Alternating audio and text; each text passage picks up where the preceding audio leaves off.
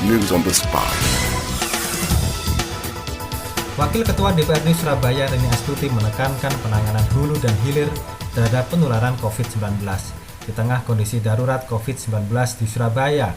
Menurutnya, bagaimana mengendalikan penularan dan penanganan terbaik bagi warga yang terpapar, kata Reni melalui telepon pada Selasa 6 Juli 2021.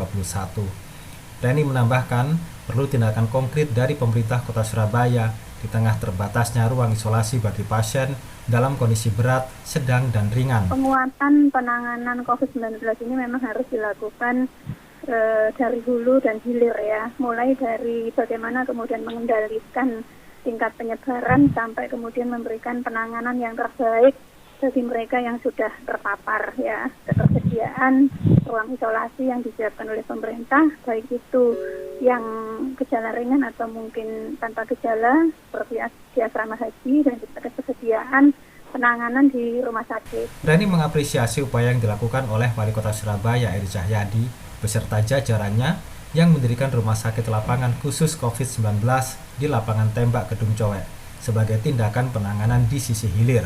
Ruang isolasi sangat dibutuhkan di tengah keterbatasan ruang di rumah sakit. Pihaknya mendorong Dinas Kesehatan supaya segera memindahkan pasien dengan kondisi ringan atau melewati masa kritis untuk dirawat di asrama haji.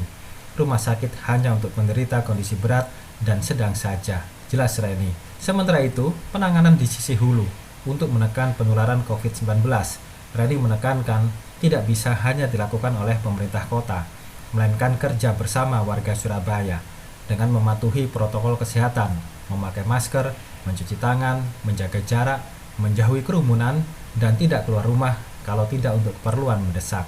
Jangan sampai kondisi darurat ini terus berlangsung.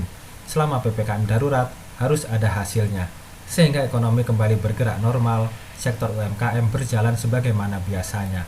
Pungkas Reni Astuti. Penanganan di sisi hulu, saya melihat ini saya kira keberhasilan penanganan COVID itu tidak hanya pemerintah kota, tapi kita semua sebenarnya punya peran ya untuk memberikan kontribusi itu secara pribadi atau secara bersama, keluarga dan juga lingkungan. Moga-moga saja PPKM darurat ini tidak berjilid-jilid Mas ya, kayak namanya PSBB dulu kan, PSBB 1, PSBB 2, PSBB 3 gitu kan. Nah ini kan juga akan menyusahkan ya orang-orang yang pelaku-pelaku ekonomi yang terdampak itu kan kasihan juga. News on the spot.